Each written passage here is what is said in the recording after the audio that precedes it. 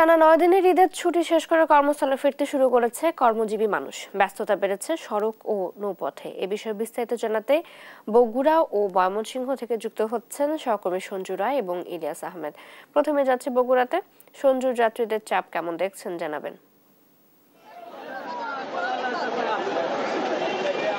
পরিবার পরিজনের সাথে ঈদ করে নারীর টানে ঘরে ফেরা মানুষগুলো আবারও ফিরছে কর্মস্থলে।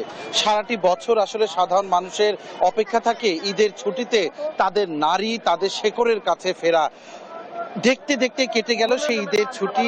আজ কিন্তু বগুড়ার প্রতিটি বাস স্ট্যান্ডে কিন্তু যাত্রীদের উপচে পড়া ভিড় কিন্তু আমরা লক্ষ্য করছি, এবং গাড়িগুলো এখন পর্যন্ত সকাল থেকে বেশ সময় মতোই ছেড়ে গেছে।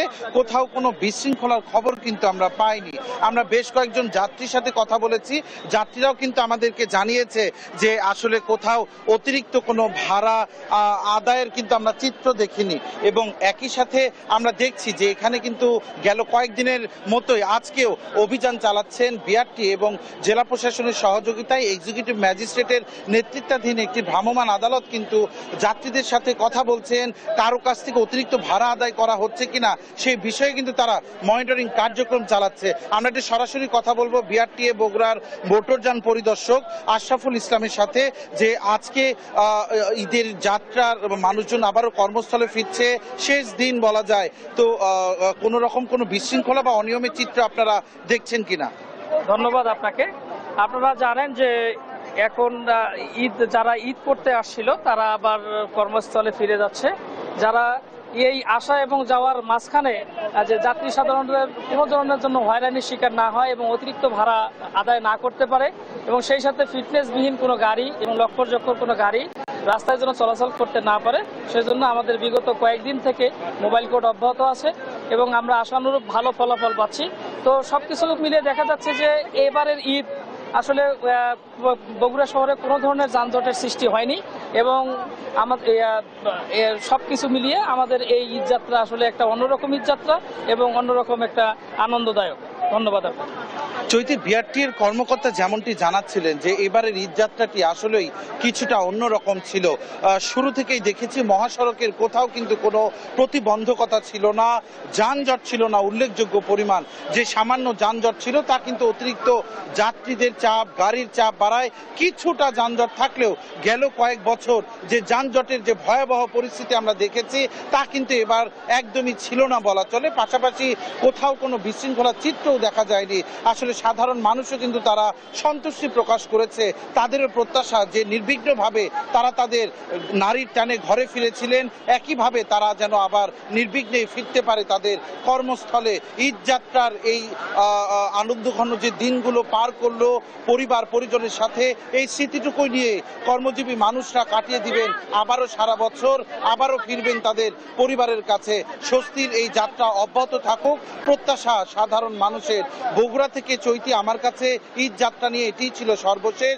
আমরা এ বিষয়ে আরো জানবো। আমরা সরাসরি চলে যাচ্ছি ময়মনসিংহে, সেখানে রয়েছে আমাদের সহকর্মী ইলিয়াস হোসেন।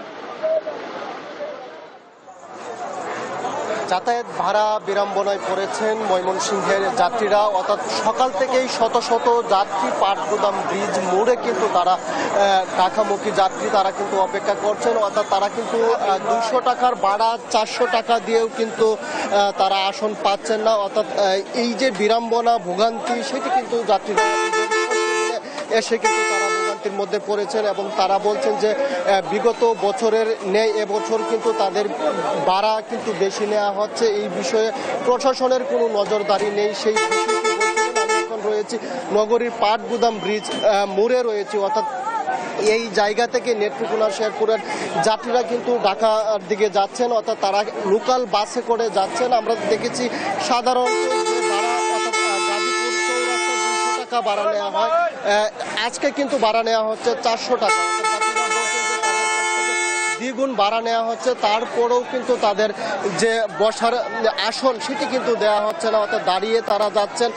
অনেকেই কিন্তু শিশু বাচ্চা নিয়ে ভোগান্তির মধ্যে পড়েছেন। অনেকেই তাদের সাথে যে মালামাল ছিল, ব্যাগ ছিল, সেগুলো নিয়ে এসেও কিন্তু ঘন্টার পর ঘন্টা কিন্তু এই পাটগুদাম ব্রিজ মোড়ে তারা বাসের জন্য অপেক্ষা করছেন, এবং চালকরা কিন্তু তারা তাদের কোনোভাবেই ভাড়া কিন্তু কমাচ্ছেন না। চালকরা বলছেন যে তারা কিন্তু আজকেই ঈদের যে আমেজ, সেই আমেজটুকু কাজে লাগিয়ে তারা কিন্তু এই ভাড়া কিছুটা বাড়তি নিচ্ছেন, সেই বিষয়টি কিন্তু তারা বলছিলেন। এবং সাধারণত যাত্রীদের যে অবস্থা সেটি তারা বলছেন যে ঈদের মধ্যে তাদের যে টাকা পয়সা ছিল সেটি কিন্তু খরচ হয়ে গেছে এবং বাস স্ট্যান্ডে এসে তারা অনেকটাই ভোগান্তির মধ্যে পড়েছেন। আমরা সাধারণ একজন যাত্রীর সঙ্গে কথা বলতে চাই, জানতে চাই আপনাদের কি সমস্যা হচ্ছে, ভাড়া কি দ্বিগুণ কিনা?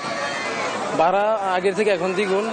ঈদ গেছে 4-5 দিন হয়েছে, তারপরেও তারা আমরা নর্মালি আসা যাওয়া করলে ভাড়া লাগে আপনার 120 টাকা বা 100 টাকা, কিন্তু তার থেকে আজকে দ্বিগুণ ভাড়া নিচ্ছে। তারপরে আমরা সিট পাচ্ছি না, সিট খালি পাচ্ছি না। আর এখানে আমরা ঘন্টার পর ঘন্টা দাঁড়িয়ে আছি আর কি। আর ভাড়া আগের থেকে দ্বিগুণ নিতেছে, 400 টাকা করে তারা ভাড়া দিচ্ছে, তারপরে সিট পাওয়া যাচ্ছে না। আর যাওয়া মুশকিল হয়ে গেছে, দেখতেই তো পাচ্ছেন আপনারা, যাওয়া একদম মুশকিল হয়ে গেছে আমাদের। অতিরিক্ত ভাড়া নেওয়ার কারণটা কি? অতিরিক্ত কারণটা মানুষ বেশি দেখে তারা এই কারণে ভাড়া নিয়ে যাচ্ছে। তারা আমি মহাখালী মাওনা যাবো, তারা ভাড়া 400 টাকা ভাড়া যাচ্ছে, আমি 100 টাকা বলছি, 100 টাকা দেবে না। তারা জুলুম করে নিয়ে যাচ্ছে, গরিবরা তারা ডিউটি করতে হবে, তারা বেড়ে দেয়, এই কারণে যাচ্ছে 400 টাকা দিয়ে। আরও সিট পাচ্ছে না, তারা কার হয়ে যাচ্ছে প্রভাবে লাগে। তারা 10 টাকা কামালে 2 টাকা তারা বেশি দেওয়ার লাগে, এই জন্য।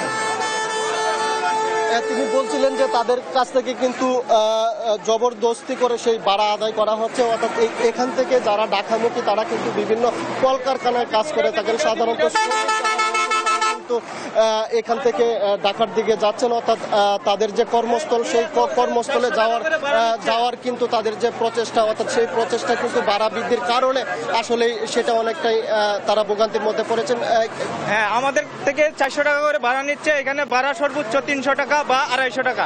এটার বিরুদ্ধে ভুক্ত অধিকার যাতে ব্যবস্থা নেই সেই দাবি জানাচ্ছি, জোর দাবি জানাচ্ছি। আমাদের প্রচন্ড ভোগান্তি, এগুলো কোনো নিয়ম কানুন ওরা মানছে না। মানে আপনারাও মিডিয়ার মাধ্যমে যাতে প্রকাশ করেন, এগুলোর জন্য আমরা জোর দাবি জানাচ্ছি। তারা বলছিলেন তাদের ক্ষোভের কথাগুলো কিন্তু বলছিলেন যারা বাস পরিচালনার দায়িত্বে আছেন। আপনারা অতিরিক্ত ভাড়া নেওয়ার কারণ? আমরা তো অতিরিক্ত ভাড়া নিতেছি না, 100 করে নিতেছি, চৌরাস্তা 100 করে। চৌরাস্তা 100 টাকা।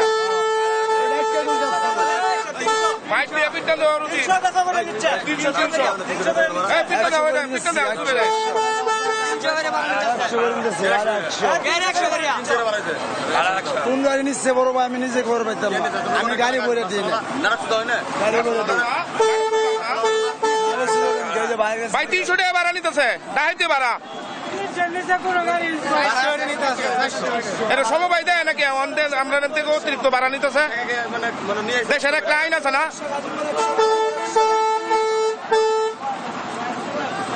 তারা কিন্তু এই যারা বাসের সহকারী রয়েছেন তাদের সঙ্গে কিন্তু সাধারণ যাত্রীরা বাকবিতণ্ডায় তারা জড়িয়েছেন। ভাড়া অতিরিক্ত ভাড়া নেওয়ার কারণ, অতিরিক্ত ভাড়া কেন? বাবা খালি গাড়ি আইতেছে বলে, খালি গাড়ি একটা অতিরিক্ত ভাড়া কয় টাকা? চিকেন কয়টা নিতেছে? 200। হ্যাঁ, 200 টাকা ভাড়া নিতেছে। চালক এবং চালকের যে সহকারী রয়েছে তারা যাত্রী পান না, যার কারণে কিন্তু তারা অতিরিক্ত ভাড়া নিচ্ছেন সেই বিষয়টি বলছিলেন। এবং যাত্রীরা কিন্তু অনেকটাই ক্ষুব্ধ এবং তারা বলছেন যে তাদের উপরে জুলুম করে সেই ভাড়া আদায় করা হচ্ছে, অতিরিক্ত ভাড়া।